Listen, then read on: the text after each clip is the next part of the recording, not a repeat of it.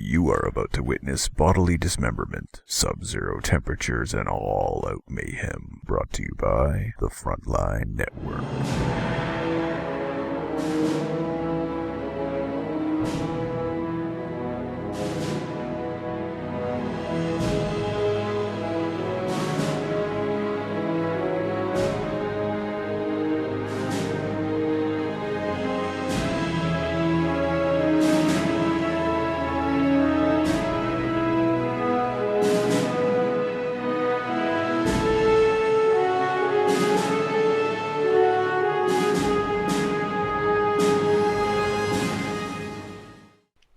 Sup, UH fans, and welcome to the first Company of Heroes 2 beta cast brought to you by the Frontline Network, presented by me, FatalSaint, and my good friend Tommy. What's up, Tommy? What's up, FatalSaint? I'm really excited to be casting our first proper beta shoutcast for Company of Heroes 2.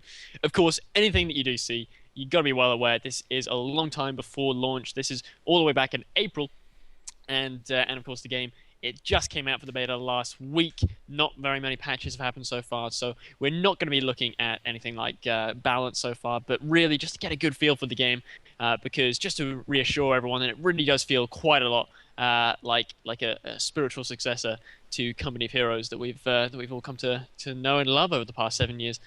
Oh yeah, and today we actually have a 1v1 between Aimstrong and Inverse. Aimstrong playing the Austere faction, while Inverse takes on the Soviets for this roundup. So it's going to be interesting to see these two great Vico players take on Company of Heroes 2 beta and see what happens and how this unfolds.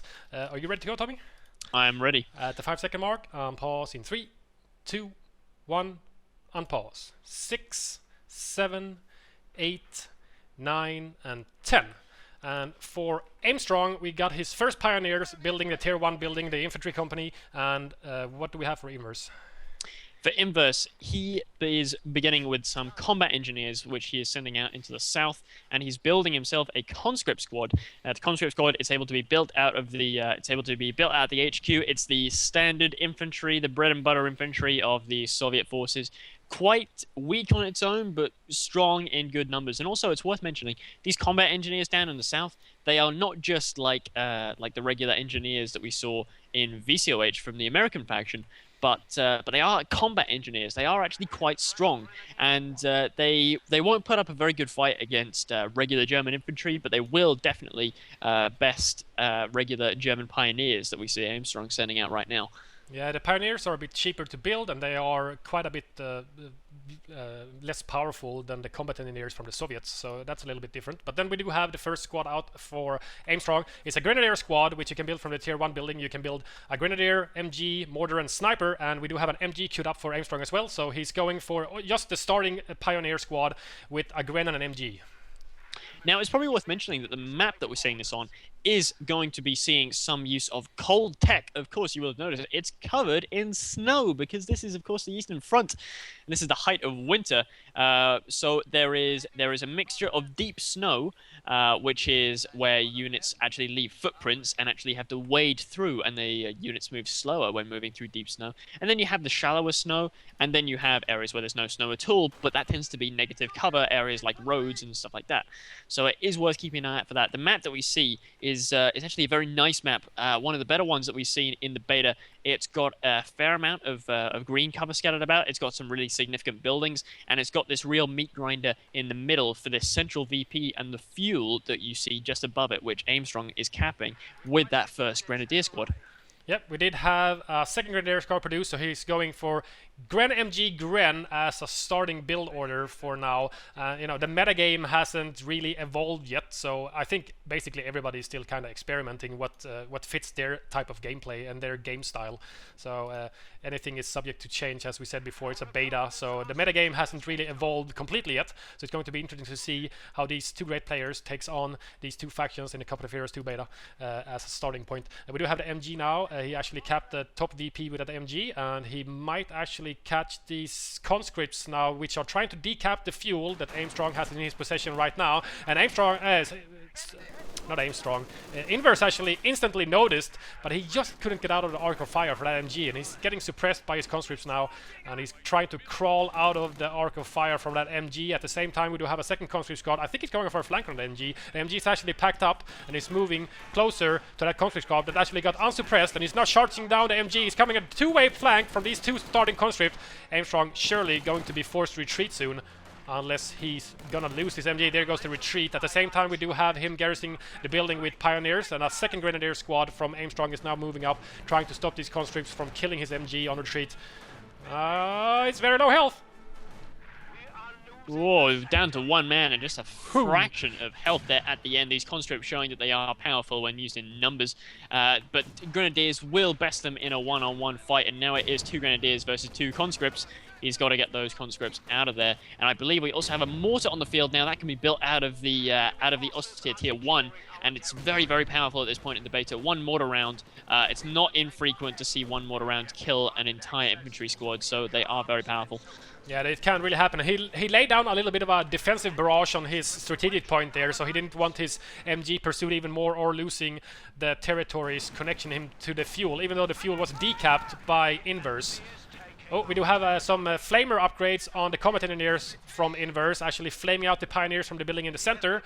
And right now, kind of like in Vico sometimes, Inverse is sitting on the most of the territories right now compared to Aimstrong. He still has the fuel in possession and the munitions outside of his base, so he still has a fairly comfortable income, so he can keep teching and build upgrades for his infantry squads. Whoa, these Grenadiers are getting absolutely roasted by the flamethrowers. Again, flamethrowers very, very powerful. They do a lot of damage to those Grenadiers, especially when they're in cover. And now, actually, it's the mortar getting rushed. Aimstrong is going to need to pack that up. Get that out of there. He tried to lay down a defensive barrage on his retreating Grenadiers, but Inverse actually moved out of the way. We do have the MG now back onto the field, though, suppressing these conscripts from Inverse. Most likely going to force him to backpedal or completely retreat, as there's a Grenadier squad, but he does have the backup from those Flamer engineers and another conscript squad coming in from the north. So basically all the fighting is going on the north side of this map this time, as Inverse is in firm control of the southern border from the beginning of the game. So he's basically just forced Aimstrong to send all of his units up to the north to try to keep some form of income steady. Inverse has gone for a build order involving 2 opening engineers, followed up with, or he may in fact have just, no, he opened with a single engineer and he went for 4 conscripts and just recently got himself a second combat engineer, which is now building his support weapon construction, which, if you're familiar with Vico, is a bit like the weapon support center. It can build MGs and mortars and AT guns. The AT guns also, they're not just AT guns, they're field guns. They can double as an artillery piece, so very, very powerful units indeed. Yeah, it does have a cool second ability to use it as an artillery gun as well. Light artillery, you have to pay a small amount of munitions to use that artillery ability. We do have an MG now supporting the mortar from Aimstrong. It's trying to lay down some hurt on these capping engineers. Oh, that's a nice hit. Forced retreat due to him being extremely low health. We do actually have Tier 2 up in Aimstrong's base, which is now building his first Panzer Grenadier. We also have a bunker, a healing bunker up in his base as well, with the medics running around in his base. It's the use of Ura down here in the south. We have a conscript called Uraing right into close combat with these pioneers down here in the south. Ura being an ability where you can pay a small amount of munitions to actually charge into a sprint fashion up into the face of your enemy, but it does not negate suppression. It's not like fire up. If you can still get suppressed just as you can at any other time in the game. Now, what do we actually have coming down in the next 25 seconds, Fatal? We do actually have the first blizzard in this game coming down, so the first proper signs of cold tech, or the more harsh signs of cold tech.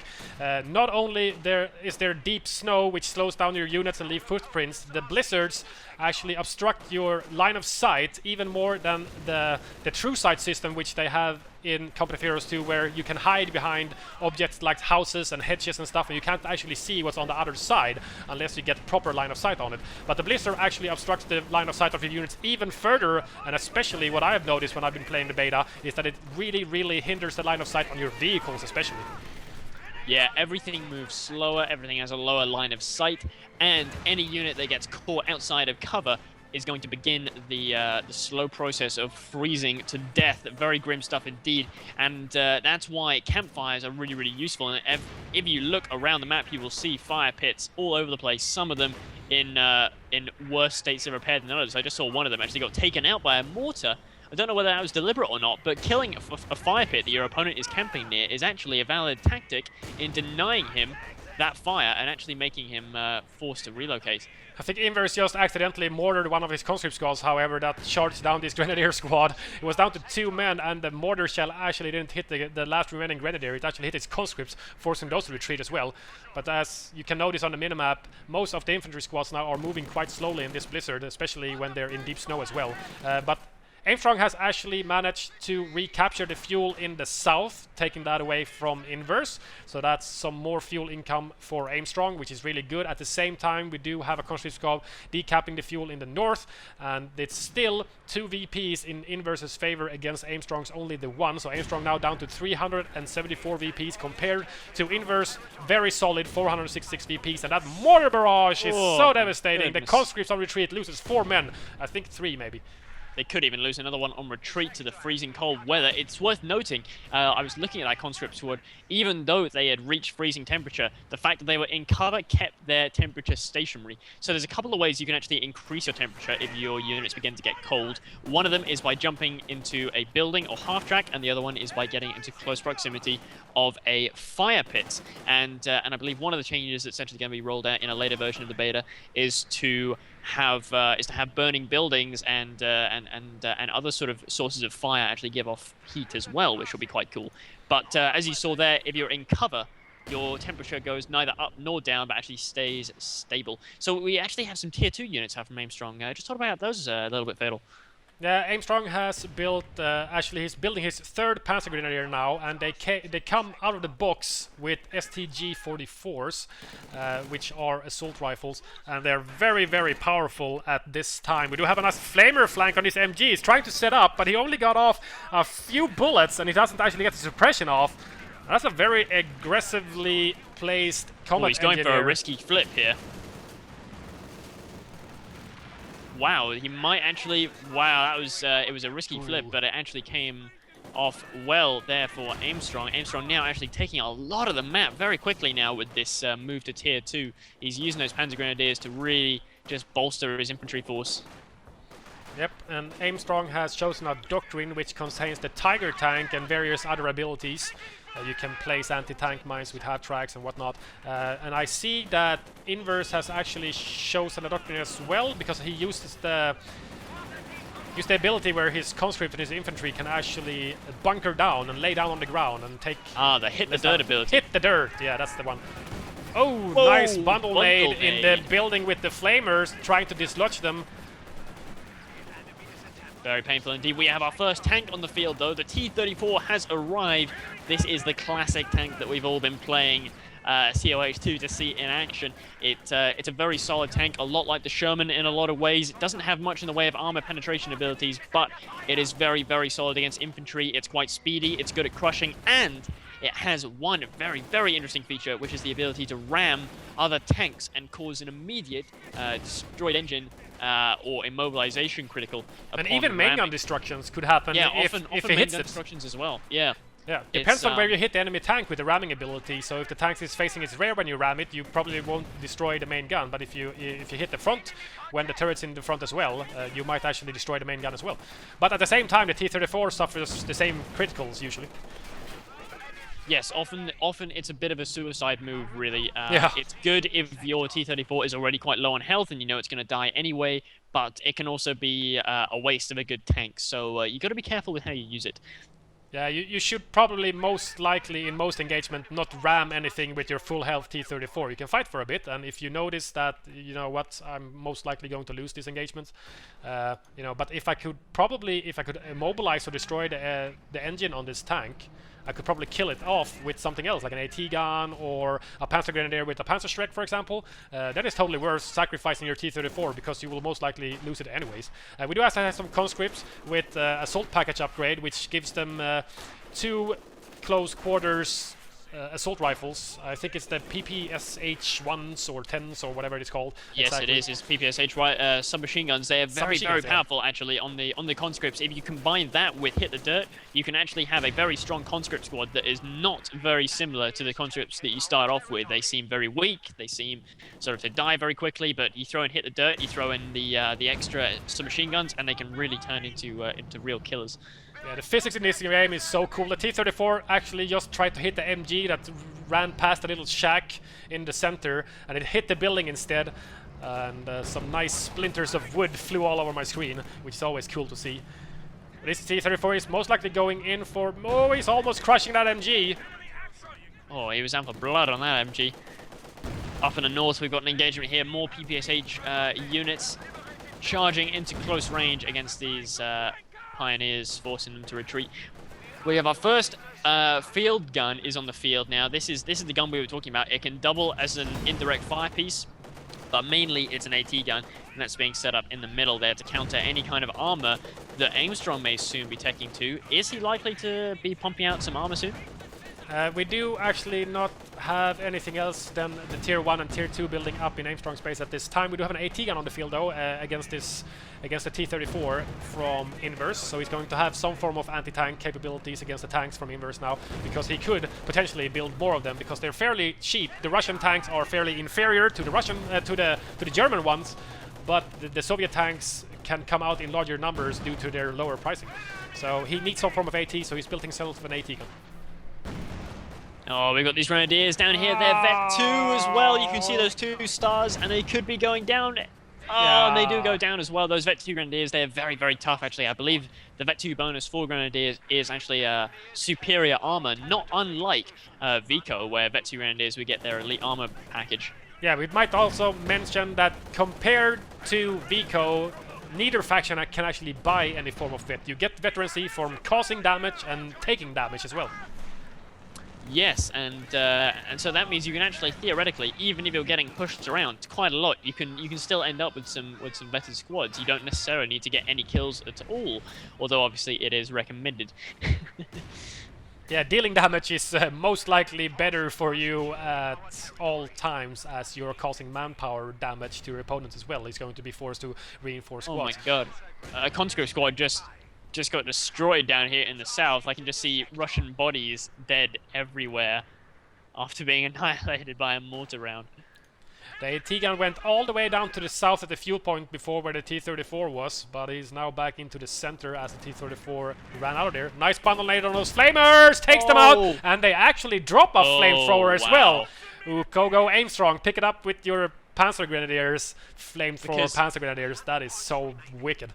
It is worth mentioning, of course, that, you know, virtually all weapons are now droppable. That only sort of the basic weapons, and I think PPSHs and maybe a couple of others aren't droppable, but Soviet AT rifles, which are carried by the guards, flamethrowers, LMGs, all that kind of stuff, it's all droppable. So theoretically, you can have a multiple flamethrower squad, which is just sick.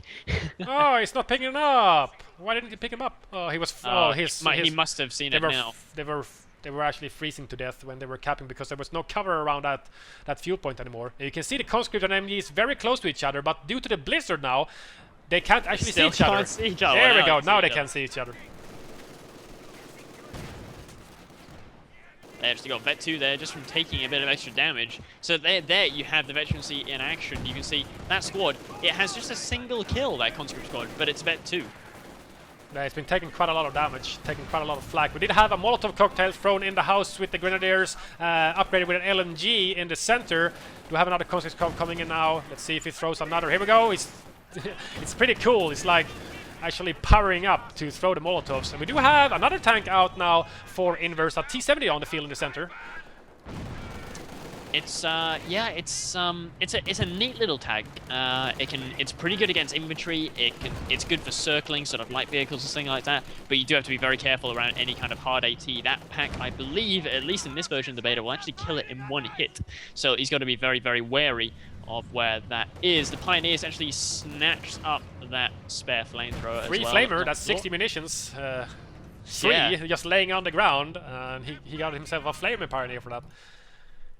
So the blizzard is now gone.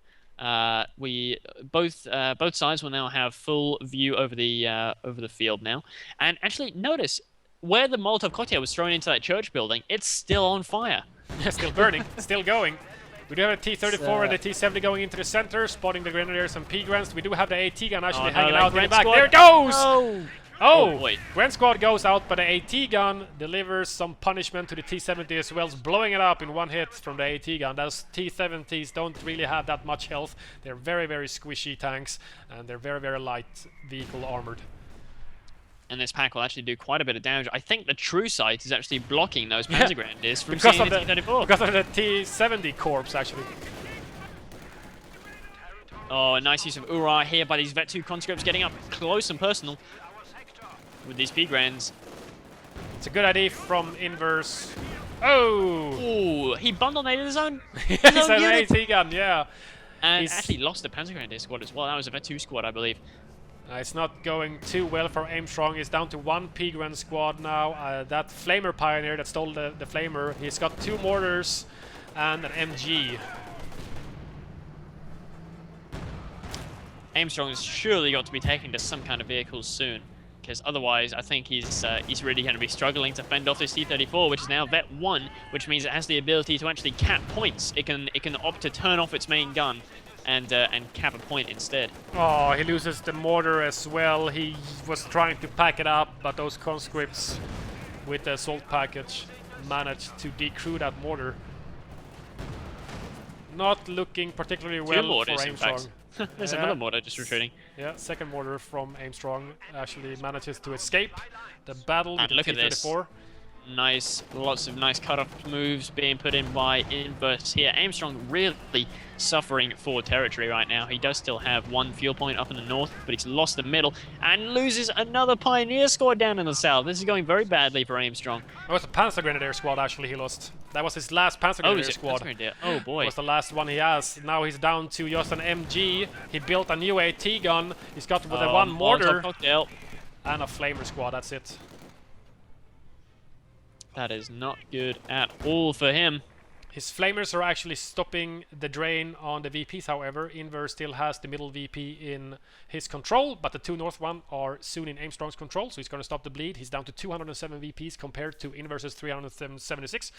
And the AT gun is going to be enough against the T-34, but apart from that, he's not really banking on many units right now. He just needs more of everything, and he does have the Tiger unlocked, and but he doesn't actually have the building required to call it in. It's not a call-in anymore. You just unlock the ability to build it now. Yes, exactly, yeah. Oh, there's a nice AT gun shot on that T-34. Oh, almost boy. takes it completely out, down to 40% health or so.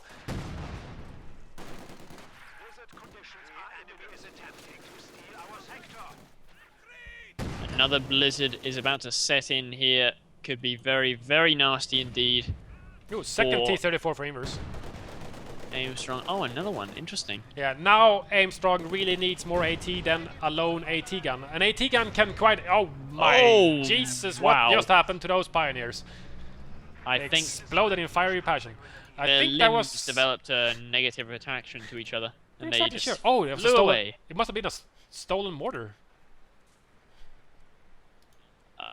I can't tell. Yeah, it was a mortar shell from the mortar stationed at the northern fuel point, actually, that hit those Pioneers, plus the T-34, obviously.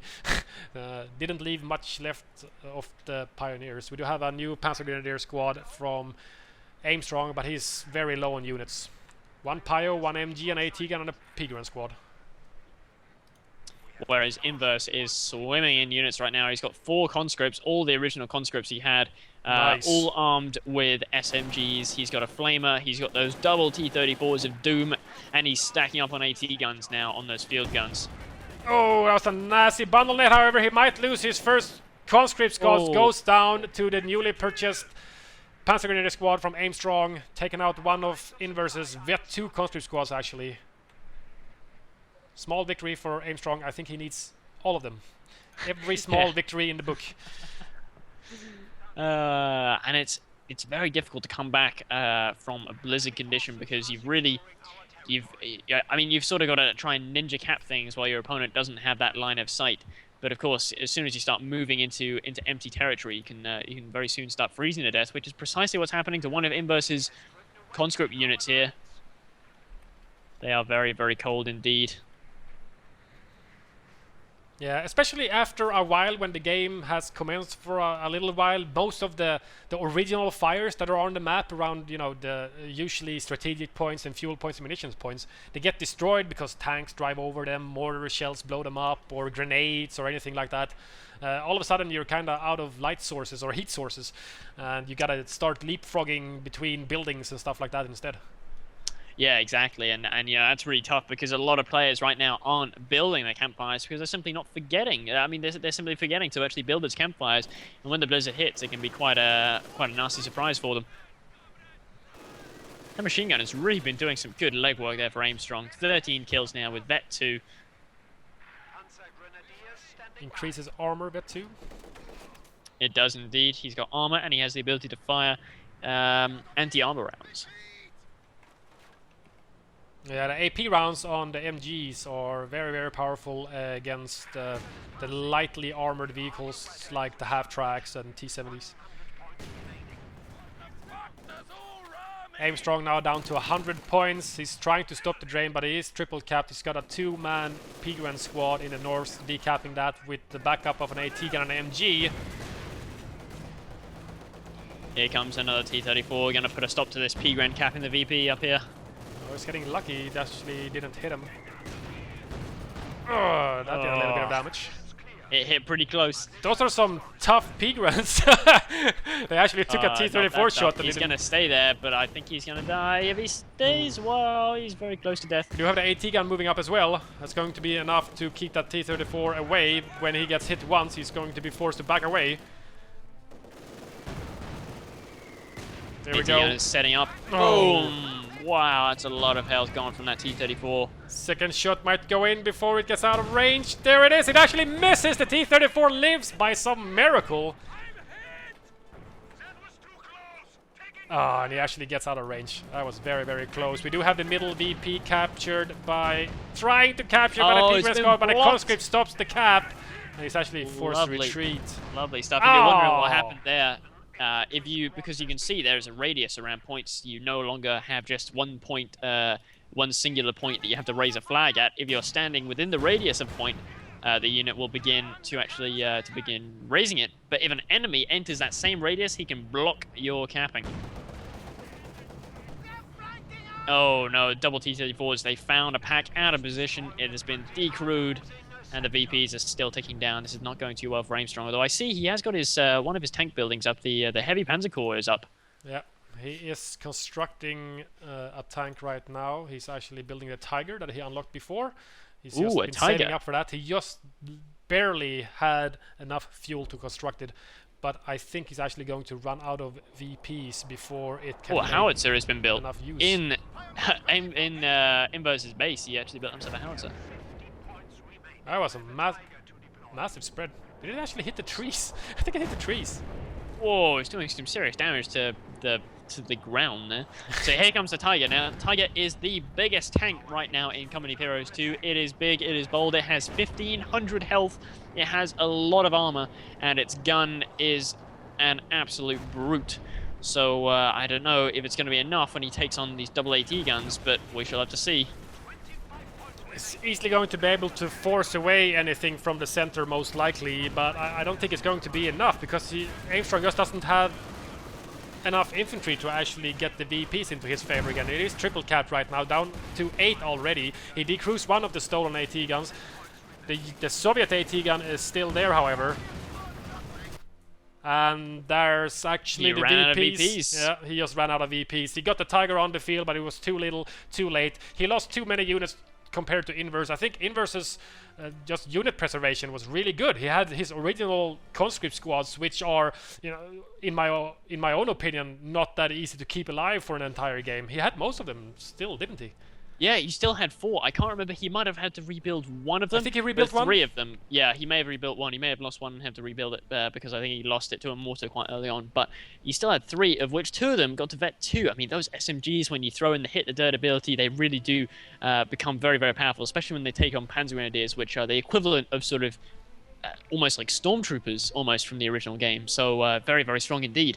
Yep, they're very strong with the assault package. The Panzer Grenadiers are very potent as well, so you really need some extra killing power in the form of some assault packages for your conscripts if you're going to stand up against the German Panzer Grenadiers. Really good game, nicely played from Inverse. His unit preservation was excellent, I must say. I'm having a real hard time in Company of Heroes 2 to actually keep my stuff alive, because just one small misstep and accidentally you get bundle naded in the face, and that's pretty much game right there.